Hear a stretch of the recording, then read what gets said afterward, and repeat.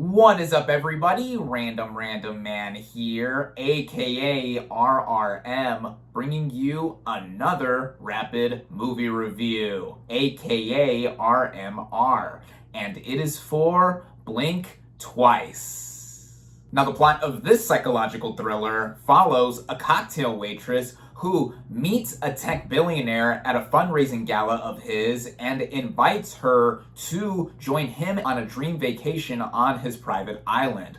But as strange things start to happen, she questions her reality. The cocktail waitress, Frida, is played by Naomi Ackie, who, as our lead, brings a lot to the table. For one, she has a very expressive face, so we know how she is feeling at all times, and it has to do quite a bit once she is on this private island and is seeing all this stuff go down and really doesn't know what to make of it entirely until she takes action. There's also the tech billionaire, Slater King, played by Channing Tatum, and probably his most unique role to date. With the material that is present and just how he composes himself, being both charismatic and creepy, this is probably one of his best roles I've ever seen him do. Both of them give terrific turns here and are aided by a superb supporting cast, which includes Aaliyah Shawkat, who plays Frida's bestie/roommate, who also joins in on this vacation, and the members of Slater King's entourage, like Christian Slater, Simon Rex, Kyle MacLachlan, Haley Joel Osment, Gina Davis, and Adria Arjona, who I specifically want to give a shout out to because her character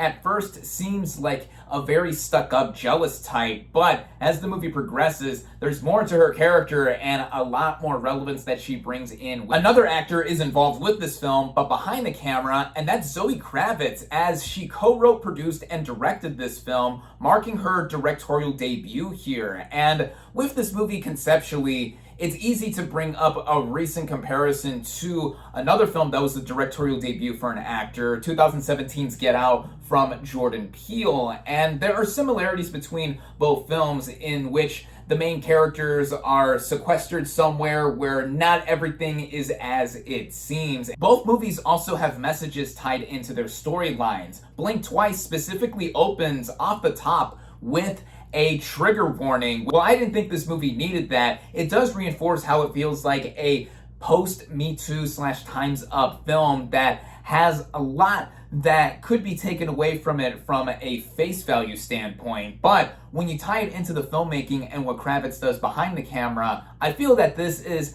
a biting, relevant, and stylish film throughout. When I think of this movie, I think of the colors white and red. White because the characters often are wearing white clothes, and red because of the sight of blood, and also stuff like raspberries that really stand out within the frame. The way this movie's cut together through its editing also stands out because, for one thing, it is paced out pretty well at just over an hour and 40 minutes, to where it builds to what we see in the third act in the all is revealed, or just seeing what is hiding underneath the surface of all of this party kind of atmosphere. And then we see a lot of inserts of random images that seem random at first, but gain more relevance as the movie progresses and just add on to this movie having its own take, if you would. The final moment of the movie and what the film holds on with its final shot, I'm not exactly sure what to make of, but even with that, it got me thinking that certainly signifies how strong of a film I feel Blink Twice is. And as somebody who wasn't too jazzed to see this movie, seeing it in theaters no less,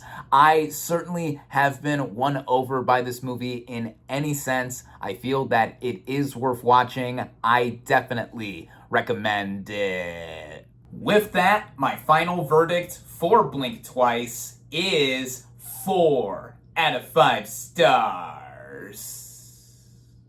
Thank you all, as always, for watching. Be sure to like this video, comment on what you thought of Blink Twice, social media links in the description, subscribe to my channel for more, and I'll catch you on the next movie review.